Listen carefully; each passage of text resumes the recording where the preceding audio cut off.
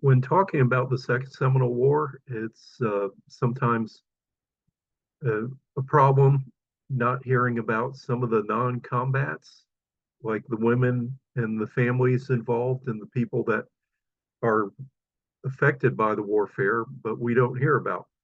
So I was very surprised to find this letter, which I'm going to read to you, about a Seminole woman involved in the war and actually has a very brief but important role here. So let's talk about her, but a little background first. In April 1840, uh, soldiers from Fort King went on a scouting mission. The Seminole warriors or sharpshooters had been picking off the sentries at Fort King. So the garrison commander, Captain Gabriel Rains, his soldiers go out on a scout, and they're the 7th Infantry. They're joined by soldiers, the 2nd Dragoons, and they scout around the chain of lakes in what's now Lake County, Lake Eustis, Lake Griffin, Lake Harris, around that area. And somewhere around there, they raid a Seminole village and they capture a woman, a Seminole woman, and I think they might have captured a child or left behind a child. But anyway, this woman's brought back to Fort King in chains. Now the Seminole warriors, and when I say Seminole back then, it's we're probably talking about Miccosukes at this point. And unfortunately, in the documents back then, they don't always specify. It's kind of interchangeable. So the army takes this woman back in chains to Fort King. So she's there. Well, uh, shortly after, the commander of the Florida forces, General, or I'm sorry, back up a bit. Captain Gabriel Rains at the fort. He's setting booby traps to get revenge on the Seminole warriors that have been raiding on Fort King. So he puts a landmine out in the hammocks around Fort King. Gabriel Rains is known as the father of landmines with his brother George Washington Rains. And Gabriel Rains, he is head of the Confederate Torpedo Bureau and developed mine warfare, and in fact was tasked by the Army after the Civil War to develop mines for the coastal defense. So it's, because of his technical expertise. Well, anyway, Gabriel Rains, he takes his soldiers from the garrison out on scout. He only has about 17 soldiers. After they heard one of the explosive devices go off, well, they get to the scene of where that happened, and they're inside a hammock, and they suddenly realize that they're surrounded by Miccosukee warriors, about 80 to 100 there. So Captain Gabriel Rains, 17 soldiers versus 80 to 100 warriors. They fight themselves out in a very brutal battle. Nearly all the soldiers are injured. What's interesting about the battle is after Gabriel Rains and most of his soldiers make it back to Fort King, there was two other soldiers that got left behind, were hiding in the hammock and watched the warriors leaving the scene of the battle afterwards. And they have with them 30 women. So I thought that was pretty significant. 30 women taking with them, I guess the women were loading guns or carrying supplies or helping taking the wounded off. Which is this is very significant because this is not the site of a village where this battle occurred. So the general of Florida, Walker Keith Armistead, he decides to have a negotiation talk to try to get some of the native leaders and their bands to surrender. And so he's going to hold a talk at Fort King there. And so he sends some of his soldiers out to set up an encampment to kind of entice them to come in and talk. And of course, it's kind of ironic that General Armistead, he tells them to beware the Seminole treachery. It's like, he that I find that very ironic because the Seminoles could say the same thing of the soldiers.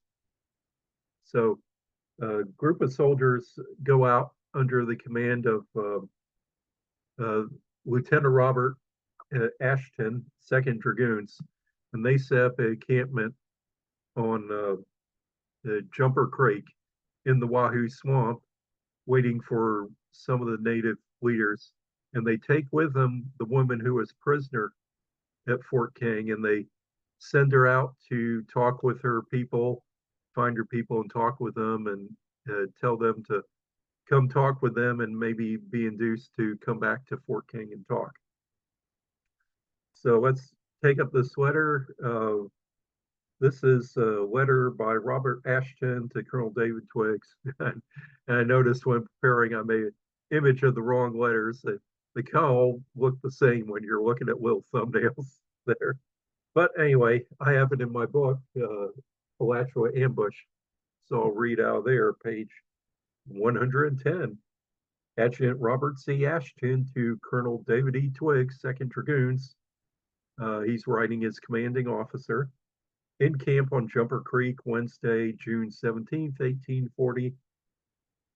In obedience to the instructions contained in the commanding general's letter of the 10th instant, turned over by you for my guidance, I left Fort King on the same evening with 20 dragoon soldiers, 39 3rd Artillery under Lieutenant H.B. Judd, and 21 1st Infantry under Lieutenant Tourette, and arrived at this point of the Wahoo Swamp early on the morning of the 12th. So he's been there 5 days now. When the Indian female prisoner was sent out for the purpose of visiting her people and inducing them to come in. Up to the evening of the 15th, no intelligence was received of her, and she faithfully promised to return before sunset the following evening. I had given up all hopes of again meeting her. Anxious that no further time should be lost, having spent 4 days in activity, I determined to proceed along the Wahoo Swamp, and should appearances indicate the presence of Indians, to leave my wagons under a suitable guard and commence a vigorous pursuit. Having this determination, broken up camp, I proceeded 10 miles yesterday morning to the bridge on the Withlacoochee, where the ammunition and provisions were placed within the temporary defense erected by Colonel Riley's command, and I proceeded to enter the swamp with 47 men and continued a northerly course for 5 or 6 miles, occasionally touching the river on our left and open pine barren on the right, with most minute examination possible for such a force. No recent signs whatsoever were discovered, nor any vestige of the hammocks having been used for the purpose of agriculture. So they're scouting around, not finding anything. I much regretted at the time the state of supplies did not permit of further examination to the north. The men having marched 10 miles in the morning added to the excessive fatigue of 3 hours labor in overcoming the numerous obstacles to be met with, compelling me reluctantly to shape my course for camp, where we arrived after 1 p.m. So they're probably marching through the swamp a lot of ways, very tough marching through there. Towards the close of the afternoon, the Indian woman made her appearance, bringing with her another woman who informed me that her people, having some doubt as to their security, had deputed her to come forward, and if she found the assertions of the prisoners strengthened by her own observation, she would tell such a story as would cause them to come and judge for themselves. So Halleck Tustanugi, the leader of the band, well, it says it right here. She reports that the party with whom she is connected as numerous, that her chief, Halleck Tustanugi, has powerful influence among the Indian nation, that in the event of the adoption of fair and advantageous measures, the war will cease. So the prisoner is released. She goes back to her people. Turns out to be Halleck Tustanugi's band, a very powerful Miccosukee warrior, pretty much considered a lieutenant of Sam Jones.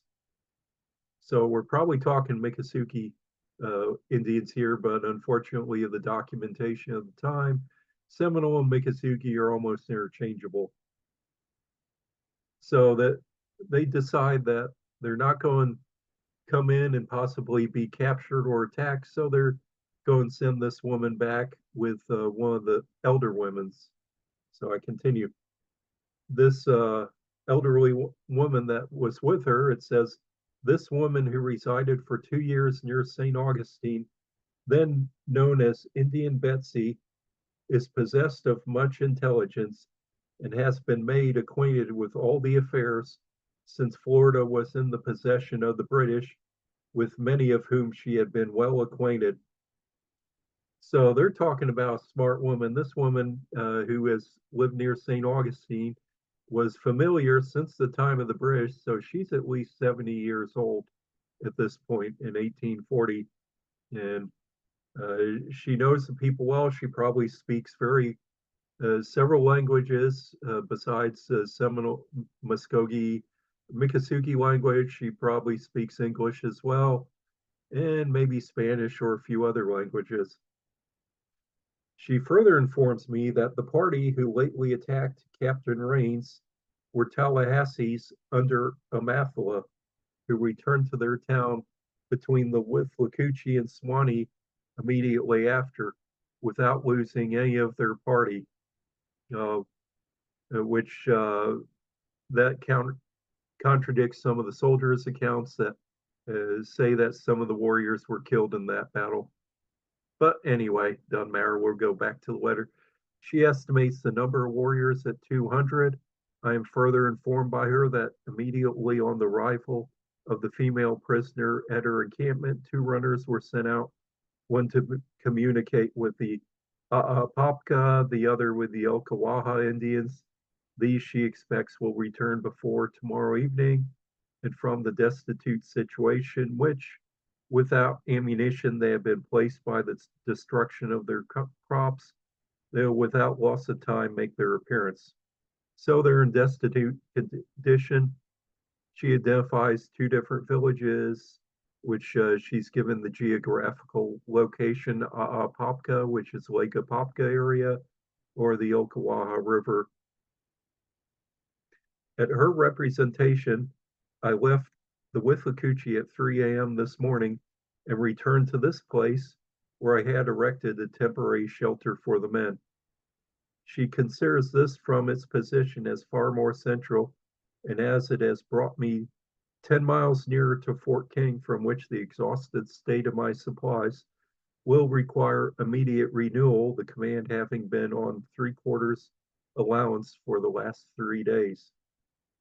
As several days must necessarily lapse before all the Indians expected can arrive, I would most respectfully request a liberal supply of subsistence stores and a small quantity of forage, the prairie near affording good pasture.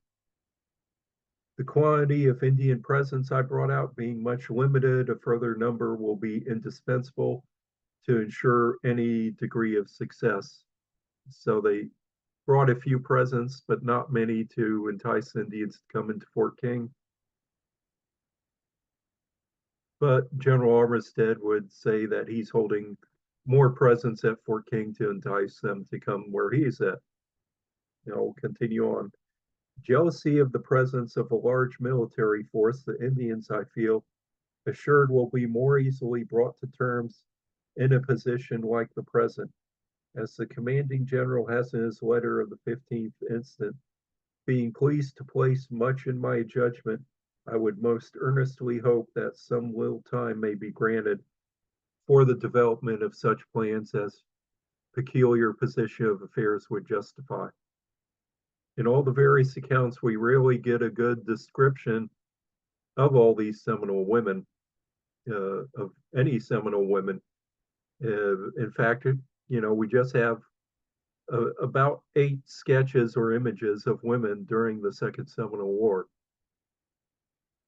This amazing description of a woman in the historical records, the Seminole women.